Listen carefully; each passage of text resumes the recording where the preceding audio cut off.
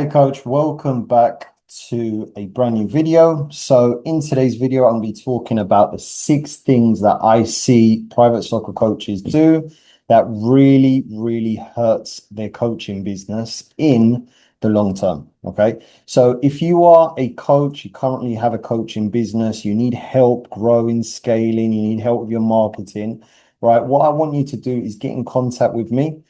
You can find the description to my Calendly link below this video. That's going to be the best place. You can click on it, book a free 15-minute call. I can see where you're currently at with your business, and I can see how I can help you to grow and scale to the next level. Okay. So first big mistake I'm seeing with private soccer coaches is they're only showing up on social media when they want to sell something. So something you've got to remember with social media, and I say this to all the coaches that I speak to, I say it to the coaches that I work with, is social media is a long-term game, right? It's not something that is going to get you results straight away. Social media is a platform that is going to help you to get more brand exposure. It's going to help you to build your more brand awareness. Over time, people that join your business and either work with them, parents or players themselves, they might start following your stuff, they might start sharing it. But if you're only showing up when you have a camp, a clinic, or you're looking to sell a program, then ultimately your social media account isn't going to function the way that it should, right? And what I mean by that is social media should be something that you do on a consistent weekly basis. Should be using it to showcase client results, showcase behind the scenes of what you do at your coaching business, how you help players, how you organize or structure your sessions, what value you add to your players, how you've helped transform. So you can put together so much content that is what will help your social media accounts to become more engaging. And in the long term, when it comes to selling an event such as a camp, clinic, a one-to-one program, a small group training program, you're going to have a lot more success with it.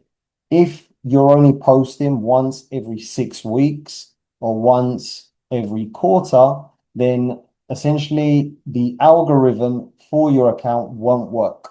Okay, because what you need to do is you need to keep feeding it data. You need to keep your platforms active so that people are finding you, so that people come, are looking at your pages, and so you can show parents who maybe might be interested in taking their child to your program, right? They get more of an insight into exactly what you do and how you help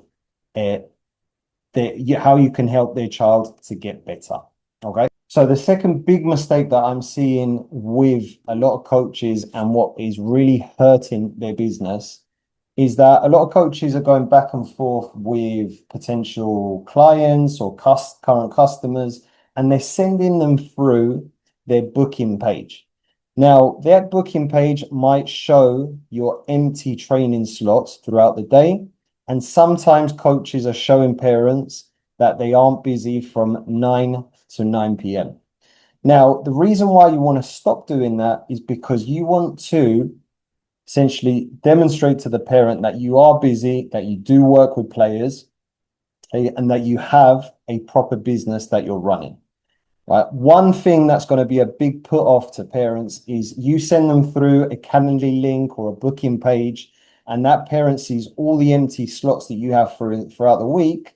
Then they might start to ask questions such as, are you really working with players? Do you really have a proper business? And how busy are you? The busier you look, right, the better it will be for players and parents that are looking to join your program, and even parents and players who are currently part of what you do. Okay. If you're going to send through a booking form, make sure that it doesn't look empty, right?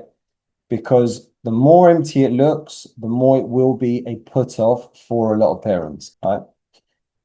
Now, the third mistake I'm seeing is coaches are telling themselves that they are too late to learn YouTube and go online, right? So I get a lot of messages from coaches on a regular basis telling me, Leo, I want to learn about YouTube. I want to learn how to build an online coaching business, right? Now, something I always say to all the coaches that I work with and I speak to is that learning YouTube and learning how to create an online coaching program, right, requires a lot of time, it requires a lot of patience, and it requires you being consistent, okay? Because the results aren't imminent, right? The results say the same as when you're looking to build a social media page, they come with time. Okay, but being consistent, learning how to use YouTube, learning how to create an online program, right, is all part of the long-term game in building a business. So if you're telling yourself that I'm too, I can't be bothered to learn about YouTube, I can't be bothered to create an online coaching program, I just want to stick with the in-person stuff.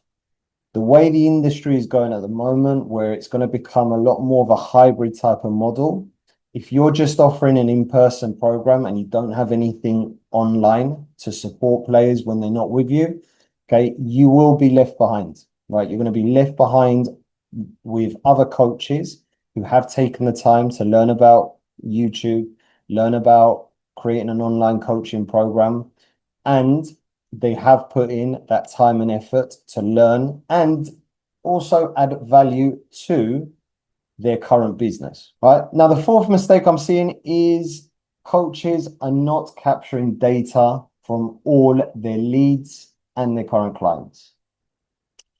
Big mistake a lot of coaches are making is they have a Instagram page, a parent has sent a message, right? And they aren't capturing the most vital information from that contact and that lead. Okay. Even if that lead hasn't decided to do anything with you, they haven't decided to buy your product or join your program, we still need to capture that data, create a CRM where you have all that data in place so that further down the line, you can then follow up with them or offer them something else that they might want to do with you, whether that be a camp or a clinic.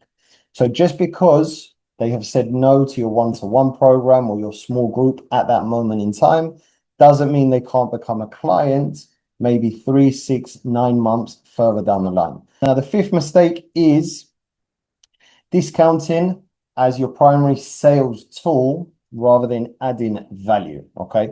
So a lot of coaches, what they are doing is that because they are not confident enough in essentially charging higher for their coaching, they tend to discount their coaching just to bring clients in.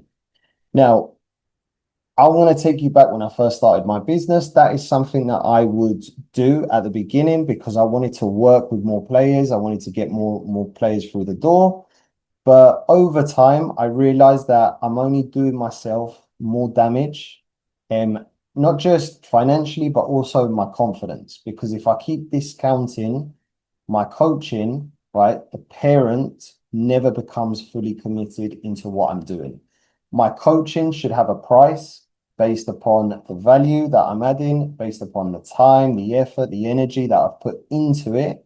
And that parent, if they are fully committed and if they want to do it, then they should be able to invest into me at a full price. Now, if they can't afford the full price, it's always good to have payment options in place where they can maybe pay it off in installments or they pay it off, they pay you half of it up front when they first join, and then 3, 4 weeks down the line, they pay the rest, right? So never discount, always create payment options for the clients and potential clients that you're looking to work with. Okay.